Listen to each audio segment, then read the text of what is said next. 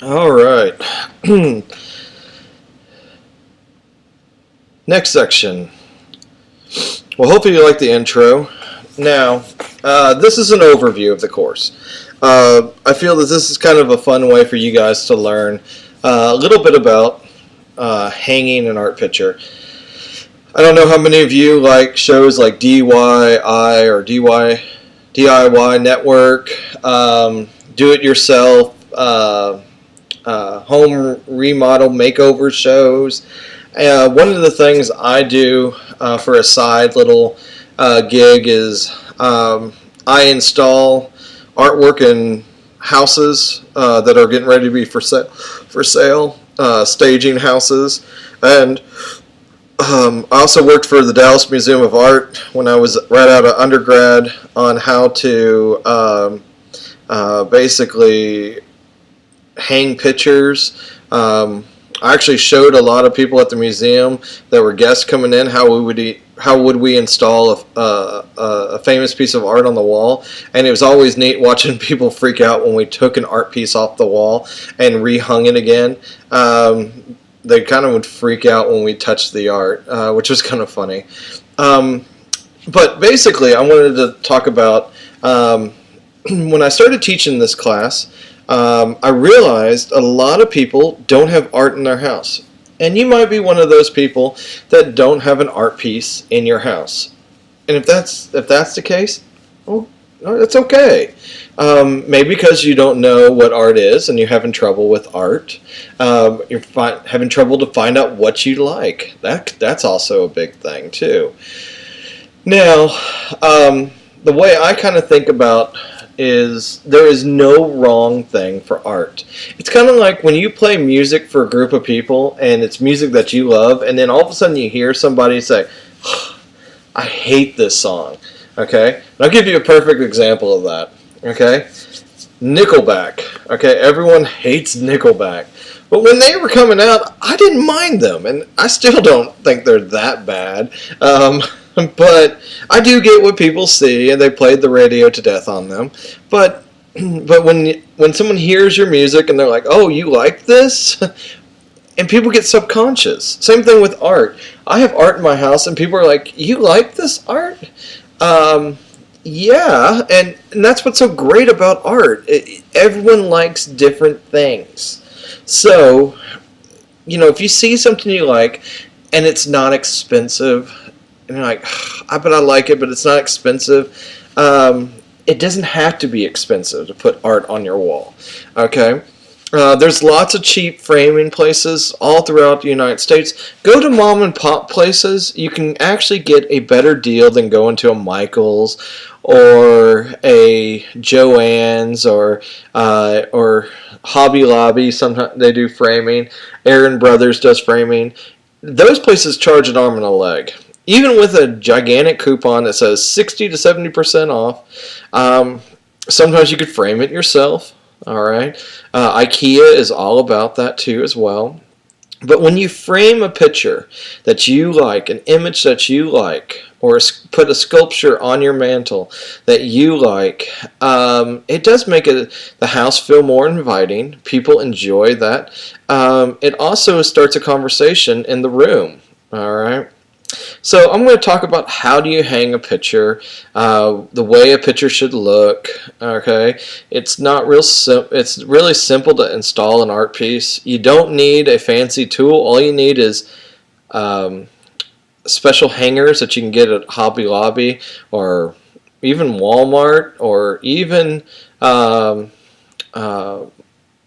Michael's or Home Depot, and try to get hangers that are not made out of plastic. Get the hangers that are made out of metal that you have to hammer in the wall. All right, it will do better.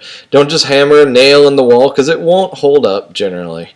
All right, get the picture hangers that are specially designed for the wall.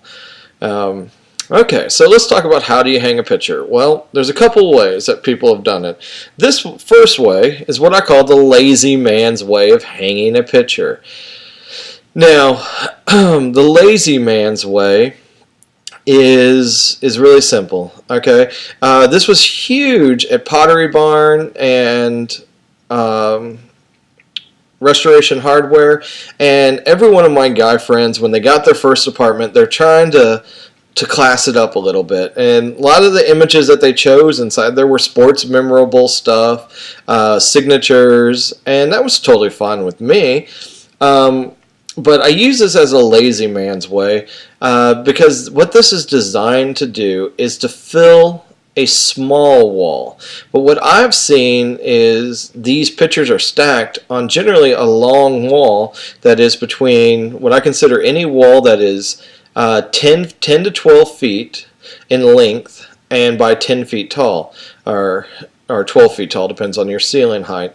And I consider that a long wall. Now, what I would consider a short wall would be like in the back of a galley-sized kitchen that is typically like 6 to 8 feet in length. Okay, and then they'd hang these shelves up. Now, I use this as an example as a lazy man's way because all you got to do is hang up one bar and then hang up another bar of shelves, and then you just stack and collage the piece on top. It looks fine, okay, especially for those bachelors that are men out there that don't want to hang things. I get it, but you want it to look at least somewhat nicer. Women tend to hang up their stuff better than men. Sorry, men. All right. Now here, okay, so when you look at this, okay, the reason I put this up is my best friend, when he got his first place, he had like a 25-foot long entry hallway into his apartment. All right, it looked super nice place he was living in, and then at the middle of the hallway he had this stacked up, and it just looked cluttered in the middle of the hallway. It just didn't fit right. And so I asked him, I go, where's your hammer? I got some nails in my car. And he didn't even own a hammer. Okay? And if you're one of those people that don't even own a hammer, buy one. Okay? You can get these little tiny kit sets. Okay? Sometimes they're in funky colors like pink or purple or blue or green. They sell them at Home Depot. For usually during the holidays, really affordable cost. Get yourself a hammer. I believe every person should have a hammer. That is my rule of thumb. All right. Whenever someone buys a house and they're newly home people, I buy them a hardware set. Okay, if they're not handy people. All right. So when I went over to my friend's house, I said we need to space these out. And when I spaced these group of painting or pictures, like you see here, along a long wall, it looked better. And my friend came in and goes, wow, that looks 10 times better. And I'll just tell you that right now, okay, that right there, when people walk into their home on those remake shows, and if you ever watch them, they go right to the photographs generally. Because what they're doing is they're like, wow, the walls look even better. Okay, with a fresh coat of paint and a properly hung frame, it makes all the difference. It really does. And so, now, does this work? Sure, put it in your bathroom, put it in your kitchen. Okay, put it above your desk in your office. Okay, those are where these shelves work the best. Okay, if you have a small space that you want to put art up. Okay, now, the key to hanging art, it should be eye level to you, not your typical viewers. Now, if you're a smaller person, in the 5 foot under range, okay, that's okay. You can still hang your work at center, all right, but a lot of people might think it's kind of low, all right, because of how small you are. And if you're super tall, if you're like in the 6'2 to 6'5, 6'8 range, you tend to make your pieces a little higher, all right, but I'll give you a measurement that will work for everybody, but it should be your eye level. That is the key. And if you live with somebody that's tall and you're short, or vice versa, find the happy medium. So maybe my number will help you guys on that. And I'll show you how to make it straight on the wall. You don't need those fancy little lasers that show you how to hang something straight, because not every picture frame is the same size, generally, okay? Now, okay. Let's go to the next slide. Here, okay. So the average eye height, okay, level is 60 inches, all right? If you're the range between 5'5", and 6 foot. Okay, 60 is your kind of go-to. Okay, if you're a little higher than 6 feet, I'd only go up an inch or two. And if you're a little lower, I would just keep it at 60. Don't go any lower than 60. And that's a kind of a rule of thumb. Every museum hangs everything at centered 60. Okay.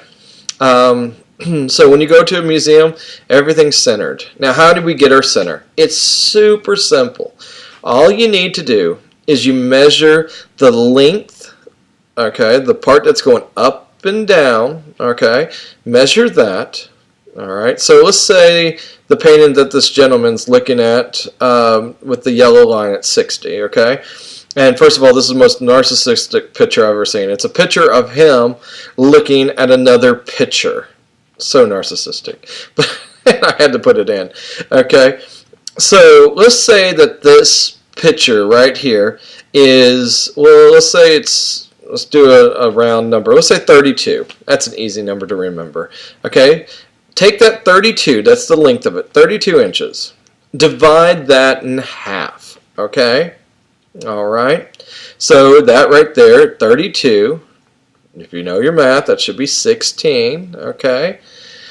Then you take your 16 inches, okay, and then there's this wire frame behind it, okay. When you look at that wire, okay, I want you to pretend like your fingertip is the nail, okay, where it's going to be holding in the center, and then from the top of the frame to where that nail it would be holding on your finger, measure that length, okay, and we'll say the gap between where the nail is going to be in the picture, okay, is, all right, so we'll say right there, okay, that frame, let's make it an easy number for math's sake, and let's say it's 4 inches. That's about average. So, okay, so you take that 4, all right, and you subtract it by the 16.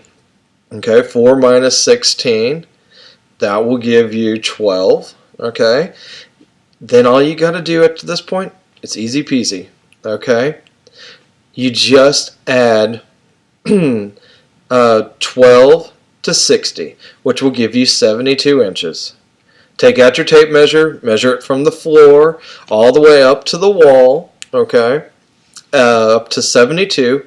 Put your nail at 72, and I guarantee you it will be at centered 60 right now, okay. So you divide by 2, subtract the number, add it to 60. That's it. That's all you got to do, and you'll get a straight line. No matter what the size of the picture is, that's how you do it, and it will always be centered 60. Okay? I learned that at the museum, and ever since then, it's become my saving grace. All right? Now, okay, how do you do it on a staircase? All right. Never put a large piece on a staircase. That's just I see a lot of rich people homes, and they have large paintings on the staircase. Well, what's bad about that? Well, if you're going up a staircase and you wanted to look at the piece, you could typically fall from that staircase. You want to put smaller pieces, so as you're going up the stairs, you see these. What I tend to like to do at people's houses that have large families especially is I take their portraits. Family portraits are great for staircases. And so when you look at this one right here, I have 3 of them that are all the same size. Okay? This makes it so easy. You centered 60 from each staircase step, all right? And you kind of balance the gap between them and hang up those first 3, all right? Then I try to fill in the gaps evenly, okay, so they fit nicely at the bottom and you can see at the top, all right? And when you do that, it makes a huge difference on that staircase. Now, if you just kind of hodgepodge a bunch of frames up, it looks cluttered. But when you kind of arrange them in a pattern, it looks like it's intentionally done. And if you have all of your pictures in like one format where they're either all in color or all in black and white, it looks even better. I personally like it in black and white. It looks classic. They never look like they lose tradition when it's in a black and white photo. Black and white photos are perfect for any house for portraits. And if you have family members and you want to do this as a gift, oh, this is a huge gift for any grandparents. They love this stuff. You take old pictures, put them in the computer, or you can even take them to sometimes like Kinko's or Hobby Lobby or Office Space. You can ask them to scan all your pictures and turn them black and white and print you a copy. And they'll give you a scanned disc with all those pictures turned black and white. And you can print them out at home as many times as you need to as well. I do this a lot. It works really well, and it's super simple. Now, the image over here where it's got the little archway. Say you can't afford a big art piece, but you want a big art piece to fill a space. This little trick is the best way. You can buy 9 picture frames, okay? And think about the arrangement of the size of the wall, okay? And what you're going to do is you give the gap in between, make it a simple number like 2 inches or 1 inch between the gaps all the way across, and then figure out what the square will be or the rectangle will be as in total. All right, find the center for that one. Okay, and then this one's a little trickier to measure. What I like to do is I take 1 inch blue measuring tape and I fill in the gaps first, and then I put the pictures up. It's so much easier that way. And I just basically find the square, put the picture frame there, find the square, put the picture frame there, and I just make sure that they're balanced all the way through. Now what you can put inside there, it's endless. Okay, you can put a gigantic poster, cut it up. That's kind of cool. If you're like me, I'm a huge nerd, and you love to have comic books, classic vintage comic books. You can put that there. I've seen people take record albums and do this with fancy record albums. That's been real popular. It can be anything. It could be a motif if you're a science major and you want to put like botany plants. Okay, that could be really cool. You can find some really neat prints online and print them out. There's nothing wrong with you printing out something from home and putting it in a frame that you like. All right. So, just an idea for thought. Now the next one, the fireplace. Okay, the fireplace is where most people, when they walk into a space, your fireplace piece should not be generally any taller than the height of a ceiling room. Okay, of a full, like when you walk into the door frame. Okay, don't go all the way up to the molding. I've seen that, or try to keep it under the door frame. All right. Now I like long linear pieces, and here's one with little botany in it, little plants. This works really well. You can put a mirror up, and that adds more space. All right, but just don't make it too large. I've seen that get just too out of control. Now, when people buy a home, when there's no furniture in the house, my wife, the first thing she'd look for was the fireplace. What is the fireplace? Is there a fireplace?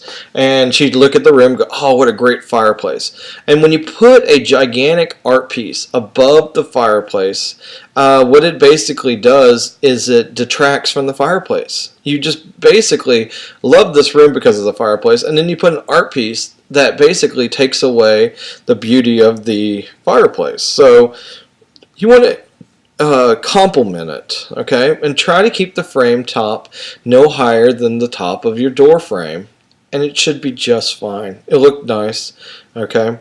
This is a great example of it, all right? Now, here's my other big pet peeve. I am 6 foot. I have a very long torso.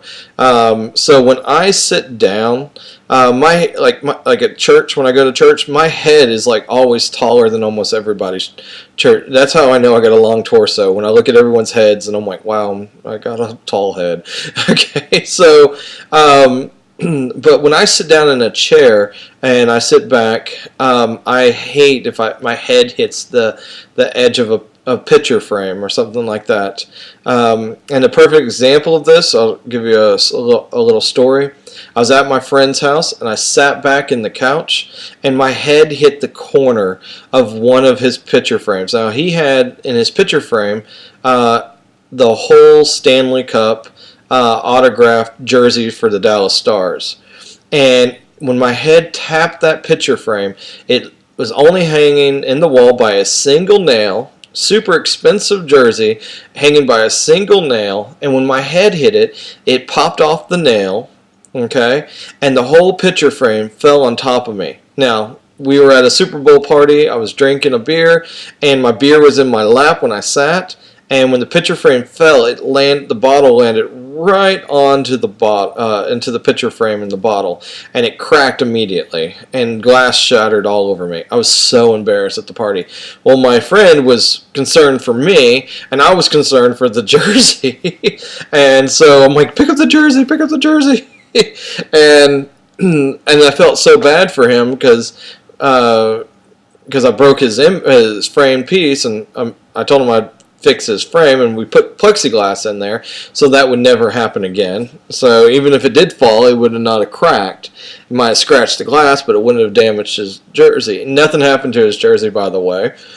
But if you hang it about 4 to 6 inches, take a dollar bill. Your average dollar bill is 6 inches. So if you take a dollar bill, put it at the top of your pillows, and if there's a picture there, you will then see that it will fit. Okay, right above there, and just make a simple line on the wall and make that the end of your picture frame. Okay, if your picture frame's really large and the ceiling's really short, you might want to put a smaller piece up. And I'm going to give you some examples of this in just a second here.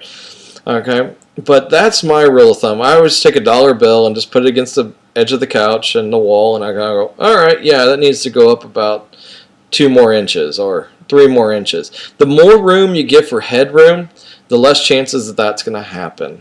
All right. Now, if these are your houses, I have good hanging jobs and bad hanging jobs. Okay. If you're one of the bad hanging jobs, you put your house out there in the Google search for bad hanging or bad living rooms or bad rooms. Okay, so I found this online. If this is your house, I am so sorry I'm using this as a demo, but you put it out there online. Okay, I didn't want to put it in my friends' houses in case they ever came across this and they'd be like, oh, he thinks my house is ugly or something like that. So if this is your house, I'm sorry, but this is a bad hanging job. This whole room needs to be worked on. I'm not a big fan of the wood paneling walls. I'm a big fan of painting over that. But not everyone has the means, and if they like it, it's your personal choice, but I would paint it. So, but notice the picture. Okay, in the left corner. It is very high. It's like 2 inches high from the ceiling. Now, I get why they're doing it. You can see that's his office area or her office area. And they don't want to roll their chair near it, and they're trying to keep it away from their stereo system, it looks like there, or printer. And so I can see why they're doing it. I would just put a smaller piece up or move it down. Okay, that is definitely not hung at centered 60. All right, so when you walk into your space, you might notice that tonight when you're walking around, oh, that's not centered 60, that's not centered 60. Okay, now look in here. Okay, these again are not hung centered 60. But notice how tall the ceiling is, okay? So what they're doing here, and this was staged, it was totally staged. This would be something I would have done at someone's house if they were trying to sell it. I would put in, like, these walls have very large ceilings and long spaces, so they chose long and tall art. And now what they are using, if you notice the 2 pictures in the back and then on the side there, they're hanging it no higher than the door frame, just like I was talking about for the mantle, okay? So they did not focus on the centered 60, so to speak, but they're trying to focus the center of the wall, and that's totally fine. It looks really nice there, it fits the space, but it's totally staged. And you see this all the time on those home makeover shows, alright? So let's go to the next one. Now here, okay, is a is two bad hanging jobs, okay? And they're both having the same problem, okay? But there's something interesting about the one on the right versus the one on the left. The one on the left, they put their pictures up high for one reason. Can you figure it out? It's the baby. If you look in the corner, there's a little, like, looks like a rolling table thing, okay? Now, if you're looking for the baby and to think about taking down the art piece, let me put it this way. I have kids. I have two kids. I have art all over my house. They have never once knocked a piece of art off the wall. A, because I hang it properly. And B, I tell them this is art and they see it. And we've had friends over with kids. No art has ever fallen off the wall. Okay? by the hand of a child, okay? If you get your kids used to looking at art, they won't knock or touch art, believe it or not, okay? So if you raise your art too high, okay, thinking about the child touching it, it's not going to happen, and it just looks silly, okay? The other part, all right, if you look at the one on the right, this person did hang it centered 60, but they hung it centered 60 from the couch. So again, it needs to go down centered 60 from the step down from the couch. Always hang centered 60 from the floor, not from what you're standing on. Okay, that's the problem with that. They did a beautiful job. Everything's centered and everything's in the same straight line. They probably use one of those fun little lasers that you can buy at Home Depot for like $60. Waste of money. But you look at the picture over on the right, and that one looks at centered 60. So it tells me that they can hang at eye level. It's just that they stood on the couch on the one on the green picture. Okay. Now, here we have what I consider a great hanging job. And just FYI, this is mine. Okay, this is one that I professionally did for a client. Now, this is what I love to do, is separate the room into two separate rooms by just making what we call an invisible wall. The wiener dog print you see on the left, okay, with the desk. This right here, it's centered 60, scooted over, fits with the shelf. It's got a nice space, all right. Have his documents of his degree on the right, okay. And right here, that works perfectly, okay. And then I give a huge divide in the space, okay, and I put a couple of the pictures. He was a New England Patriots fan.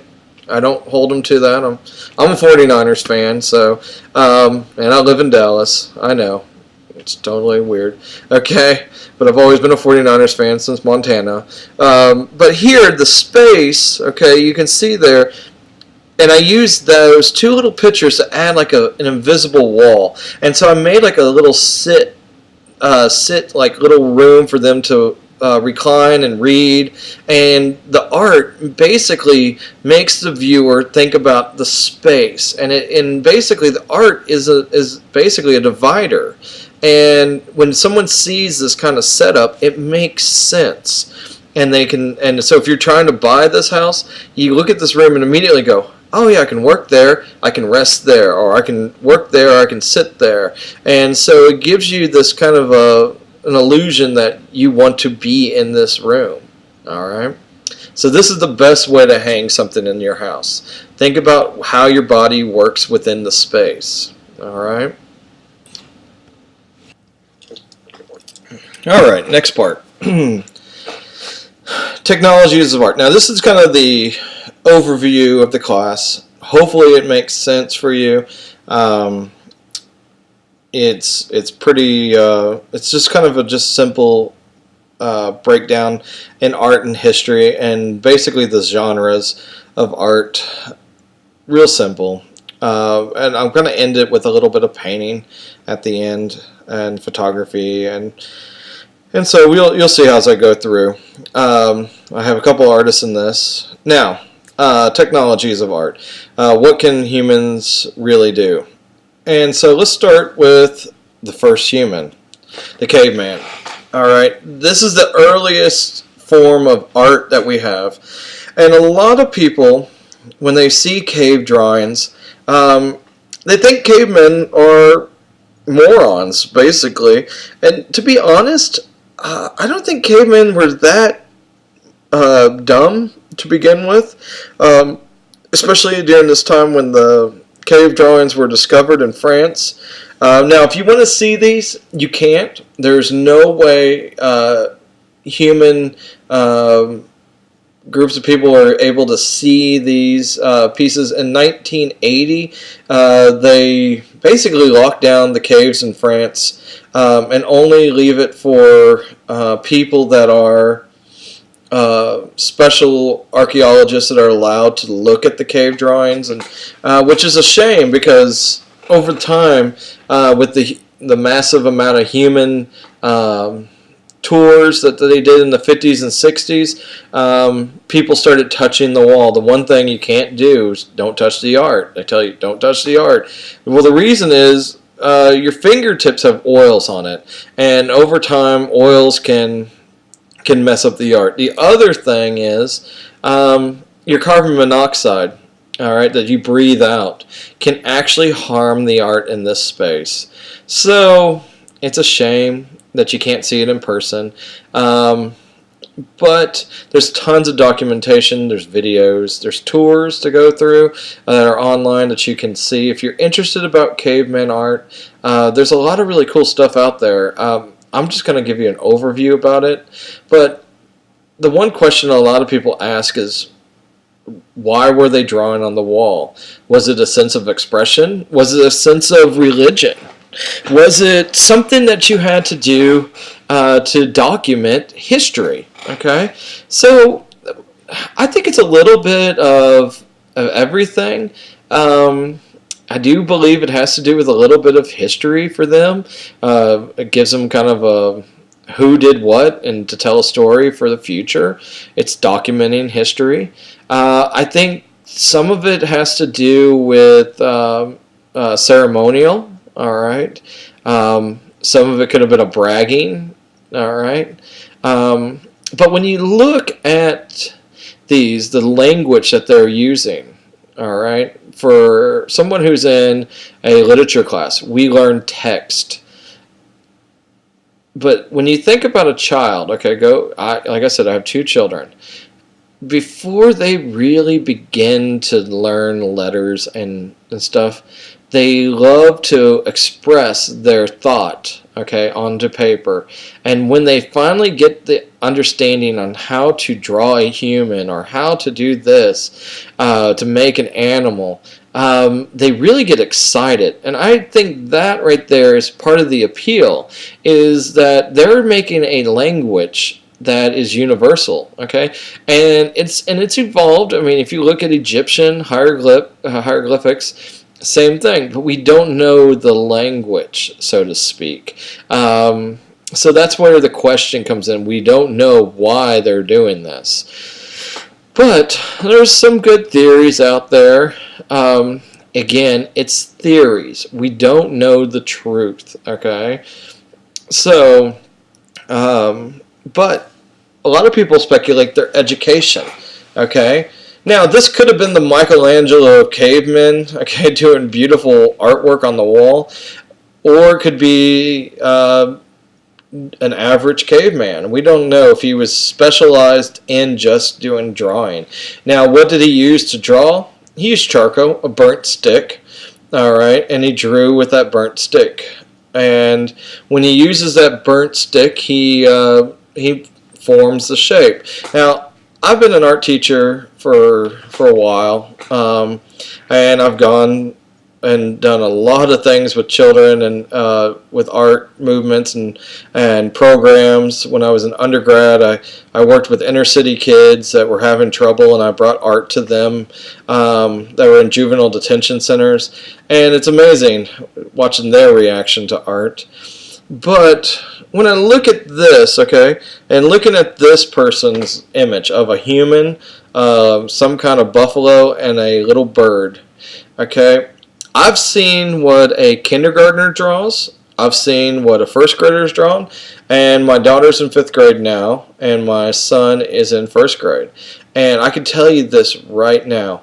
My kids are a little bit talented in the art. They got a little bit of the art bug like their father.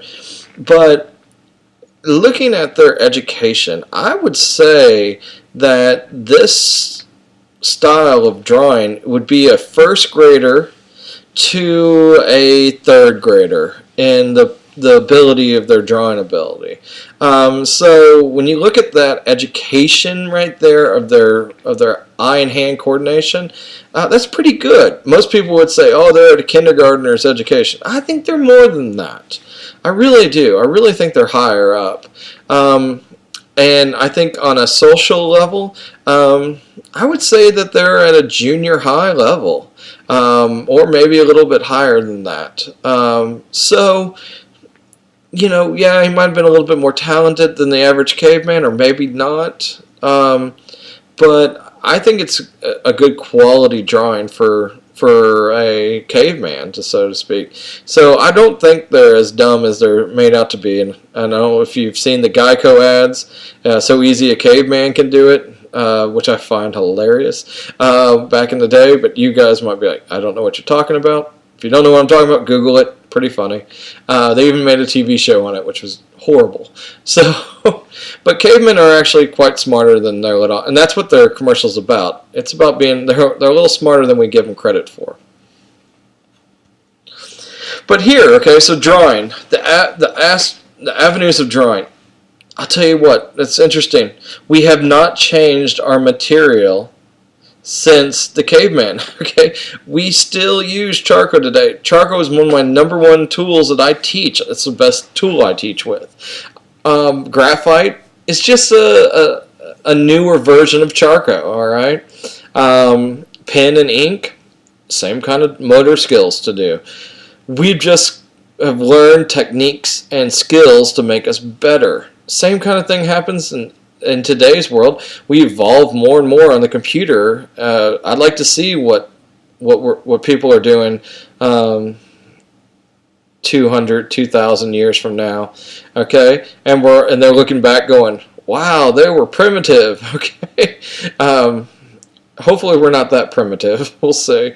Now over here on the left, I have an illustration. This is what an illustrator would do if they're in like a illustration program. The image on the right is more of a formal class of human anatomy. The artist on the right is Degas, and we'll be talking about Degas. And he uses a grid method to transfer his images. And we'll talk about the grid versus the expression drawing. Both of them are used. One's used called the line method on the left, and one's called using the grid method. Two separate types of drawing. One's more about skill level on the left, and one's more about formal and positioning of the body and the composition on the right. And you'll learn more about that. Okay, so drawings, it hasn't changed. The abilities just have gotten better over time. Tools, still the same. Painting, now painting has gone up a little bit more. At this point, what you're looking here is paints during the Renaissance. You'd have to make all the colors that you were going to use. At this point, when the Impressionists and Post-Impressionists came out, they had little tubes of paint that they could buy at the store. And you could see here by this artist, if you don't know who it is, it's Vincent van Gogh. Starry Night on the left and his Sunflower series on the right. Starry Night is the most famous piece of art ever created. More people download the Starry Night image than any image on the computer. All right, and it's amazing when I get to this story with Vincent van Gogh. I've gotten so good at telling the story about Vincent van Gogh. I've actually had students cry in my class how sad it is. He really was a brilliant man. But I wanted to show you these two because one you see on the right is more traditional. Okay, the flowers are more traditional. They look natural. The ones on the left with Starry Night is more expressive. You can see the marks. You can see the energy, okay, that is made with this painting. All right. and we'll get into depth with this. All right. Next picture is the type of painting. All right. Now we have what we call a mural. All right, that is done. You can see Diego on the right drawing out his image, and then he goes back in with simple paints. We can also talk about frescoes, which are a type of painting done in the Renaissance, where the paint is and the pigment is put into the plaster with typical ornate stones and rocks and grounded down to a powdered form to illustrate the color. But here he's just painting directly onto the wall with a strong emulsion paint. All right. And if you love Diego's work, he's one of the first Mexican artists from Mexico City to get international fame. He was married to Frida Kahlo, and we'll be talking about Frida in future discussions. Their story is quite interesting, and I'll be talking about their movie that was made on their behalf called Frida. All right. So here, okay, we're also going to be talking about the idea of light to dark painting, okay? Here in the Impressionists, it was huge. And one of the things you're going to learn is one of my topics in the Impressionists, I really go into depth in that. So when we get there, really focus hard on those videos. Now, the light to dark is all about colors that are pushing and pulling from the foreground to the middle ground, all right?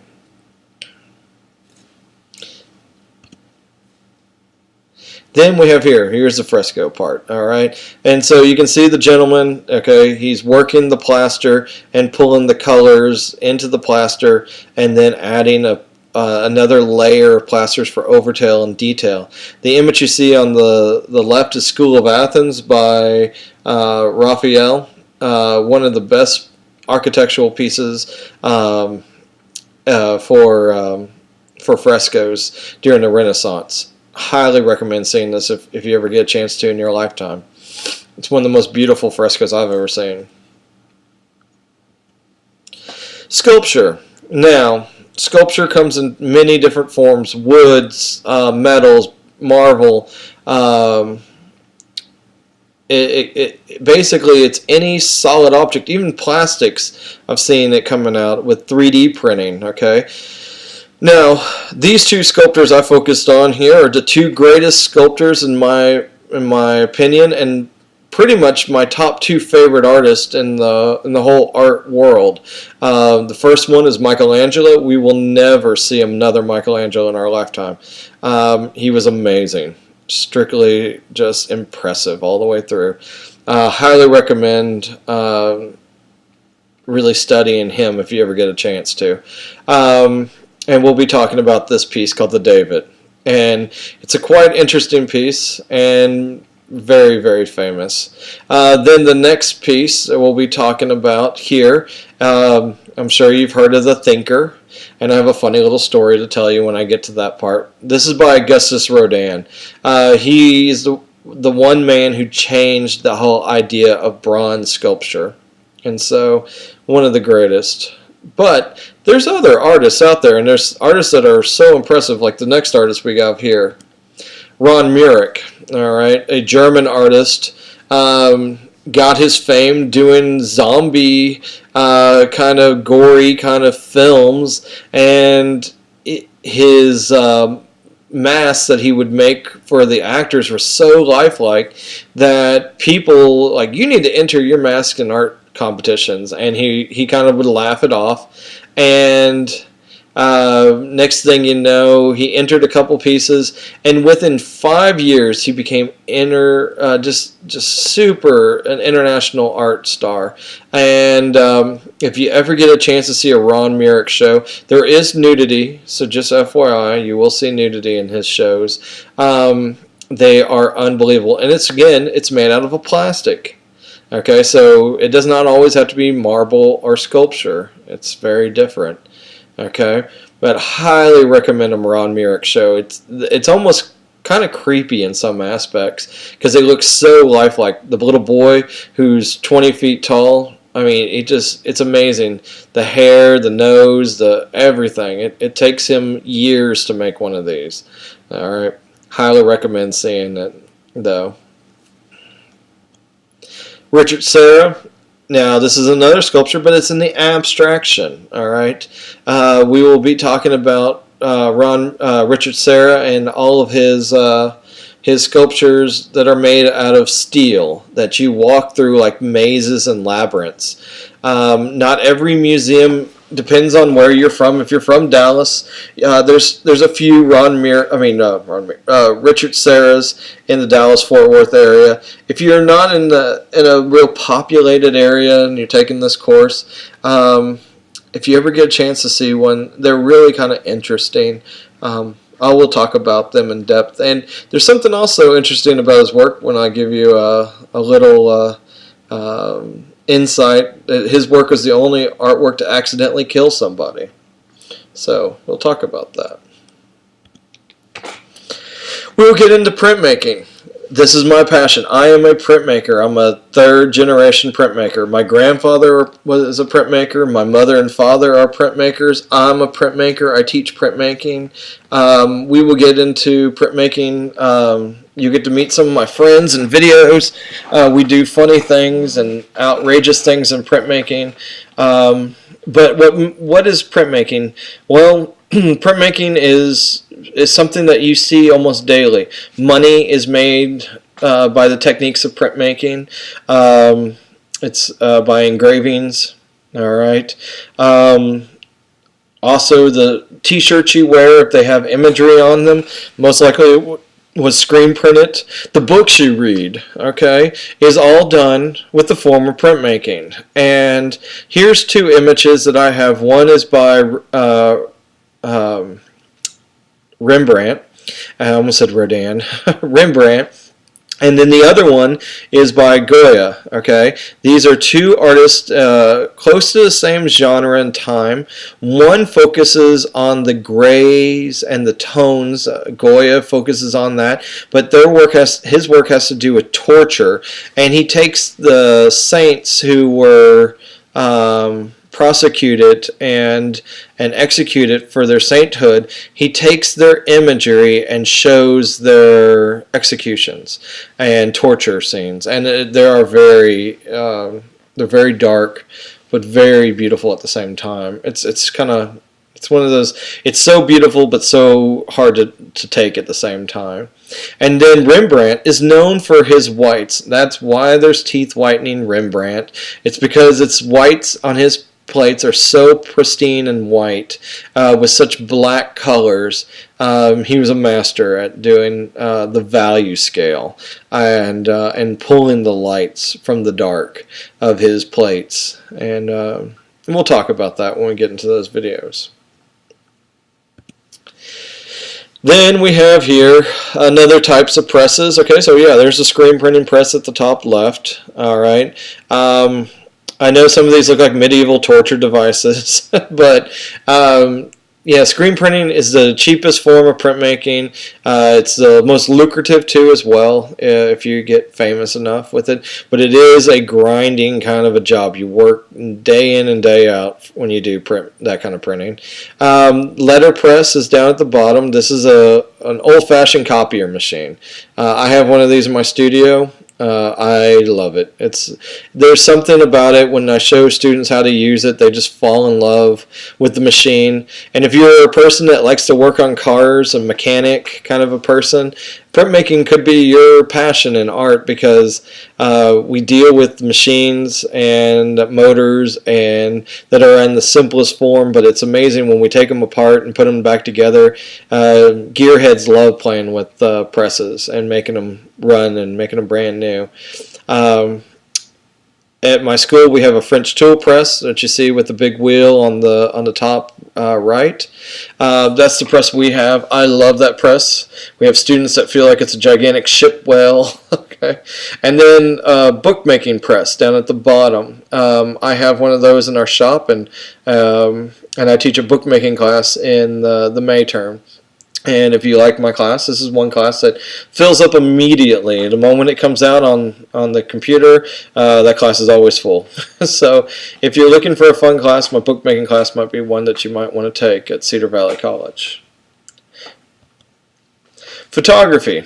Okay, photography has a very large avenue of videos, or just a large genre that people love. Most people take a photography class for the computer or the dark room.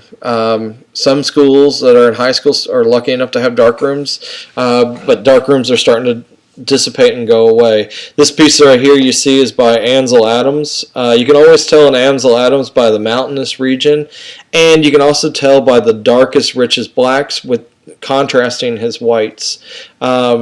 He is probably, in my opinion, the second greatest photographer to ever live.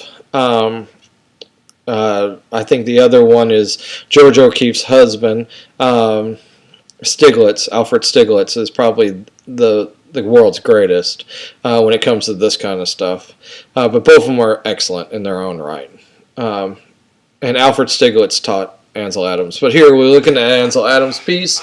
So here's a nighttime picture, which is so beautiful. Now, this is in Santa Fe, New Mexico, and he's up on a hill taking a picture of this town. What's so tricky about a nighttime picture is you have to keep that camera perfectly still, and you have to expose it in a ridiculously long time to get that negative to pop out, and he makes it look like it's very effortless, and the way it comes out. The image you see on the right, okay, when you look at it, you think, oh, that's kind of a stormy, cloudy day. But the truth is, it was actually a very sunny day. And when he gets into the darkroom, he can adjust the atmosphere and change the whole environment of the piece by the exposure. And that's another thing that makes his work so amazing. Now, I know you can do this on Photoshop, and you can do it very quickly. But there's something to be said about doing it in a darkroom. It's a little bit more romantic, and if you love photography, you understand exactly what I'm talking about here. But if you've never taken a photography class, I highly recommend it. It's a lot of fun, and you learn a lot about the way a camera works. Speaking of that, here is a simple 35mm camera. Digital cameras are great. I have 3 or 4 of them. They're wonderful. And I got some really good ones, and I got some ones that I've just kind of had since undergrad. And then, but some of my favorite cameras are my 35mm cameras.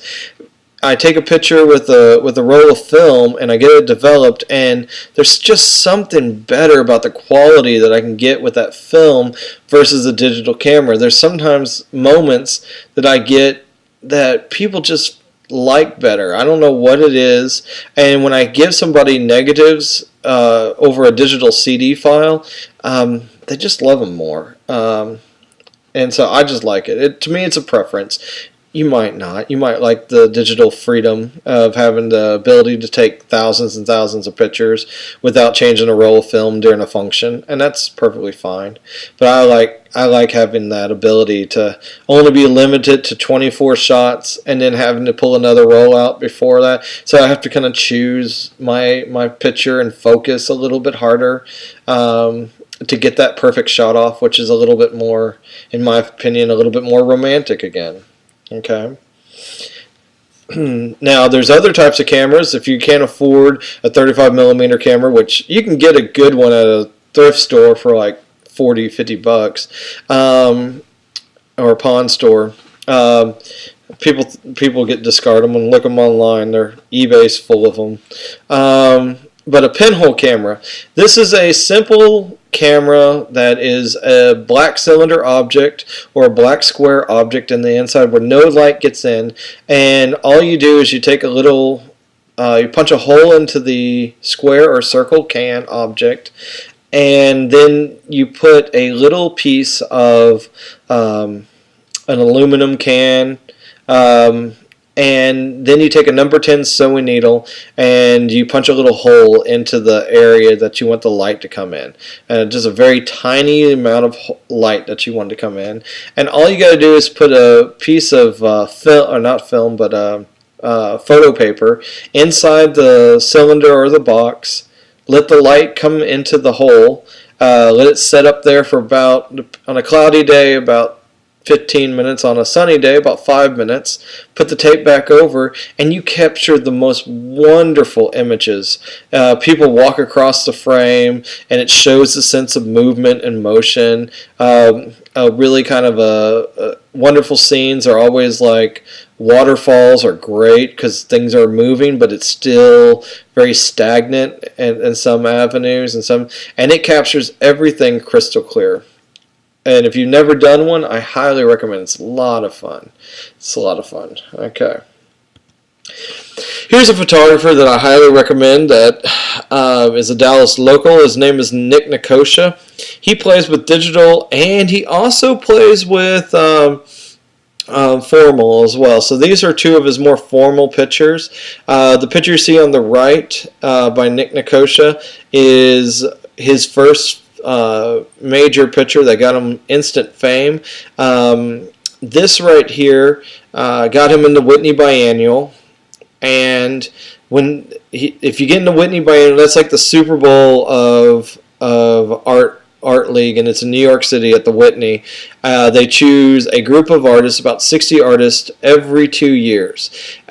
He's been in the Whitney 7 times, and that's amazing. Okay, to be in it 1 time's amazing. To be in it 7 times, that's spectacular. And his photos have ranged throughout his lifetime. I really love his black and whites. The little girl right there that's in the image with the tree burning, we went to school together, so she's now 35, 36. And so, and when we went to school in high school, I saw this picture and I recognized her, and I asked her name's Sarah, and I asked Sarah, and I said, Sarah, did you know that tree was going to catch on fire? And she did not know, and it really did shock her. And so that moment of shock that came out when she looked around at the camera was quite original, and it's amazing when he caught that moment. And so then you look over here on the left, okay, and these are the richest people, okay, the lady behind the gallery guy getting punched, and then you see the guy in the cowboy boots, then you see the couple that's got their hands on their shoulders, okay. Those 4 people own the major museums in Dallas, Texas, okay. The people you see in the back, they own the Nasher Museum, the Sculpture Museum, and the people on the left, they own the Dallas Museum of Art, and they own most of the art that you see for the public.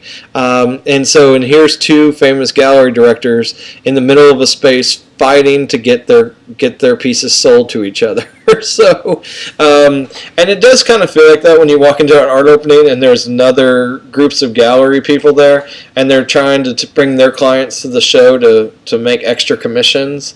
And so they do kind of feel like they're battling in a business like that. It's interesting nonetheless. Then we have here the computer, okay, Photoshop. Okay, it can be overdone so badly. This is what I don't like about Photoshop. Can you fix things beautifully in Photoshop? Yes. If you have taken a bad picture, okay, but when your whole body of work is all done Photoshop, there's something about it. It's kind of like you're taking away that moment of spontaneity, and it allows you to have the freedom to go back. And some people love that, and some people don't. I'm one of those people. I like that romantic shot that I got off. And these are perfect examples. Okay, so here you got this gentleman standing in the back of this side of this building, and behind him the area looks trashy. But then once you get in there, use the filters, block him out, give him a little bit more contrast, give him some warm hue colors. He looks much better, all right, and it looks like a stronger picture. There's nothing wrong with that. But here, I think, is where, with a lady, where they take too much liberty. Okay? The lady at the bottom does not look like the lady at the top at all. Okay? Yeah, granted, she does look better, but if you did this to a person and gave it to them, yeah, they'd probably like it at first. But then, this is something kind of very subconscious, where you're actually taking that person and saying, you don't look good enough. Let me go in a computer and make you look prettier. And mentally, that's really hard on a person. I would have much rather found the right light source, found the right angle, and moved her just in the right position and captured her perfectly and naturally the way she truly is and just made her look better than trying to go into Photoshop and recreate her whole body. It's just wrong, in my opinion. But that's just me. But can you do it and make it look much better? Sure. You can make anything like this. Okay? Now, over the top, I just said I don't like it too much, but I do like this guy's thing. It's more, I don't see his work getting like, Whitney fame, but I do like kind of the idea behind him. This gentleman takes his son and him, and they stage these lovely photo shots in Photoshop, but they take the time to really develop the picture and photograph it in many different angles and lights, and what he comes out with is these wonderful mixtures. And so his name is Felix Hernandez Rodriguez. Okay, I highly recommend you click on the link and you look at the process of how he did it. He does most of his photos in his living room and his kitchen, and then again tells you don't need to have a fancy shop. You don't need a fancy space. You just need a space long enough to get a good shot, get a good photo off. And so you don't need to spend a ton of money to be an artist. You can do a lot of art really affordably. Okay. Well, this ends the overview of my whole program. The next one I'll be going into is our design section. So just click on the design section if you're ready to watch the video, or come back and watch it later. Hope you enjoyed this one. All right. I will see you in the next video. All right. Bye.